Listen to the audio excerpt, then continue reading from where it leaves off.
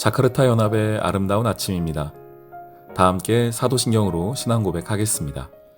전능하사 천지를 만드신 하나님 아버지를 내가 믿사오며 그 외아들 우리 주 예수 그리스도를 믿사오니 이는 성령으로 잉태하사 동정녀 마리아에게 나시고 본디오 빌라도에게 고난을 받으사 십자가에 못 박혀 죽으시고 장사한 지 사흘 만에 죽은 자 가운데서 다시 살아나시며 하늘에 오르사 전능하신 하나님 우편에 앉아 계시다가 저리로서 산자와 죽은 자를 심판하러 오시리라. 성령을 믿사오며 거룩한 공회와 성도가 서로 교통하는 것과 죄를 사하여 주시는 것과 몸이 다시 사는 것과 영원히 사는 것을 믿사옵나이다. 아멘. 그때 베드로가 사방으로 두루 다니다가 루다에 사는 성도들에게도 내려갔더니 거기서 에니아라 하는 사람을 만나매 그는 중풍병으로 침상 위에 누운 지 8해라. 베드로가 이르되 애니야야, 예수 그리스도께서 너를 낫게 하시니 일어나 내 자리를 정돈하라. 한데 곧 일어나니 루다와 사론에 사는 사람들이 다 그를 보고 주께로 돌아오니라. 요빠에 다비다라 하는 여제자가 있으니 그 이름을 번역하면 도르가라. 선행과 구제하는 일이 심히 많더니 그때 병들어 죽음의 시체를 씻어 다락에 누이니라. 루다가 요빠에서 가까운지라. 제자들이 베드로가 거기 있음을 듣고 2 사람을 보내어 지체 말고 와달라고 간청하여 베드로가 일어나 그들과 함께 가서 이르매 그들이 데리고 다락방에 올라가니 모든 과부가 베드로 곁에 서서 울며 도르가가 그들과 함께 있을 때에 지은 속옷과 겉옷을 다 내보이거늘 베드로가 사람을 다 내보내고 무릎을 꿇고 기도하고 돌이켜 시체를 향하여 이르되 다비다야, 일어나라. 그가 눈을 떠 베드로를 보고 일어나 앉는지라. 베드로가 손을 내밀어 일으키고 성도들과 과부들을 불러들여 그가 살아난 것을 보이니 온 요빠 사람이 알고 많은 사람이 주를 믿더라. 베드로가 요빠에 여러 날 있어 시몬이라 하는 무두장이의 집에서 머무니라. 샬롬, 자카르타 연합의 아름다운 아침입니다.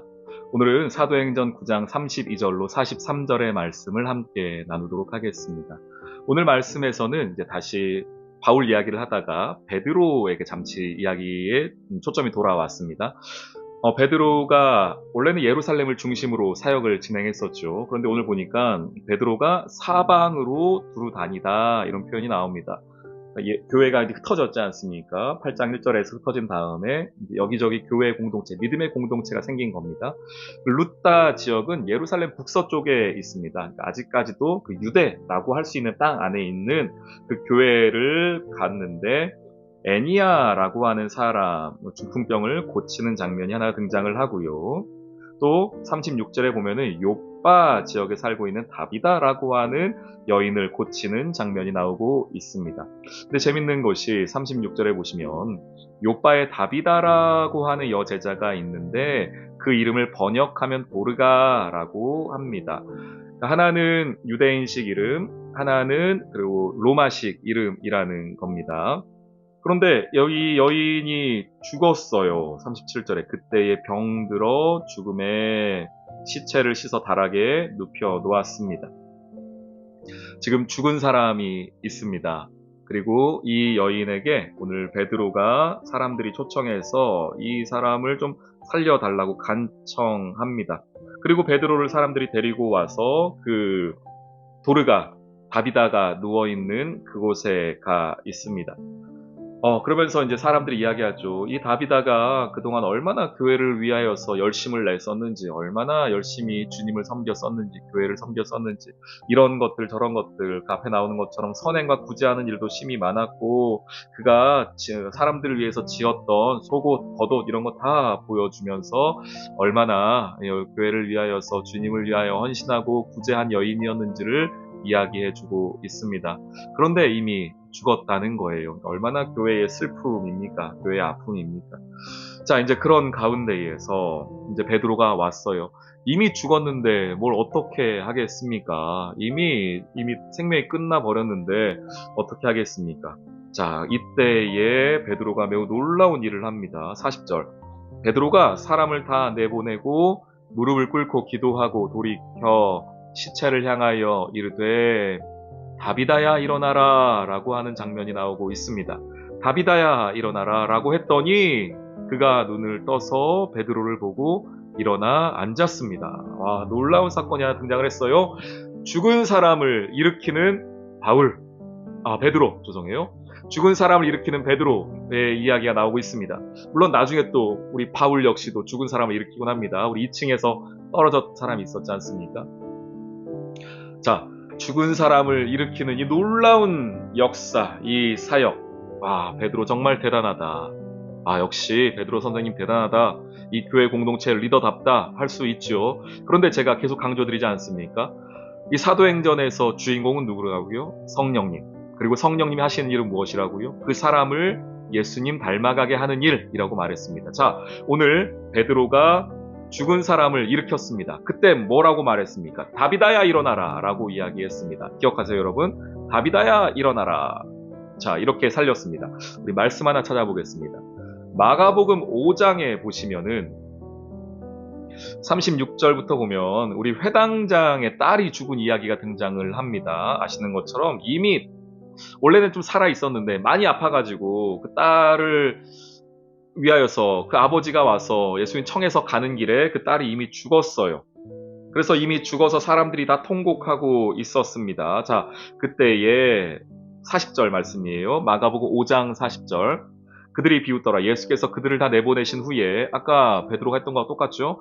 아이의 부모와 또 자기와 함께한 자들을 데리시고 아이 있는 곳에 들어가사 그 아이의 손을 잡고 이르시되 뭐라고 말합니까? 달리다쿰이라고 말합니다. 달리다쿰 하시니 번역하면 곧 내가 내게 말하노니 소녀야 일어나라.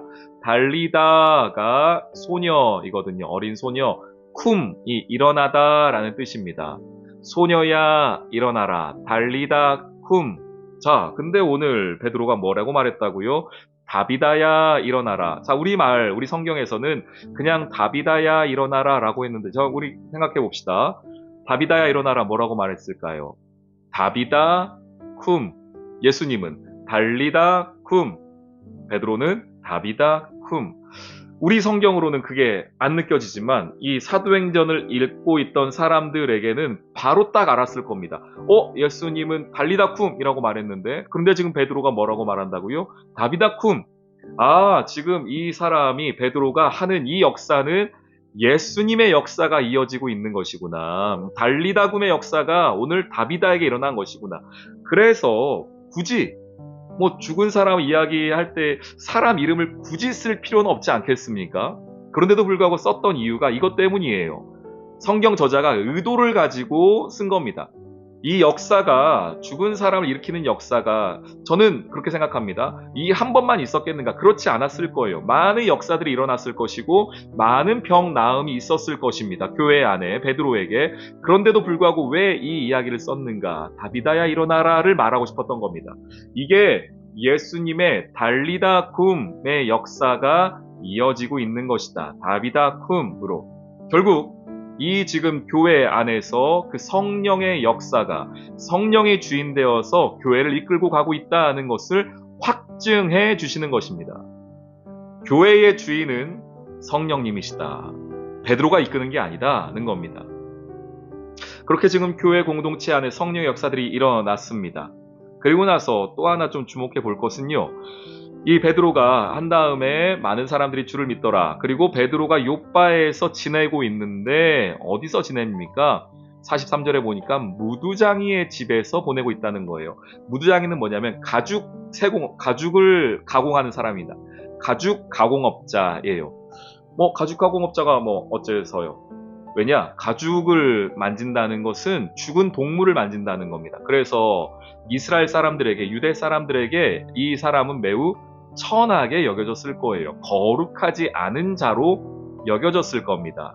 그런데 오늘 베드로가 그 가죽 가공업자 집에 있었다는 것은 무엇이냐면 지금 이 교회 공동체, 믿음의 공동체가 어떤 변화를 일으키고 있는가를 알려주는 것입니다.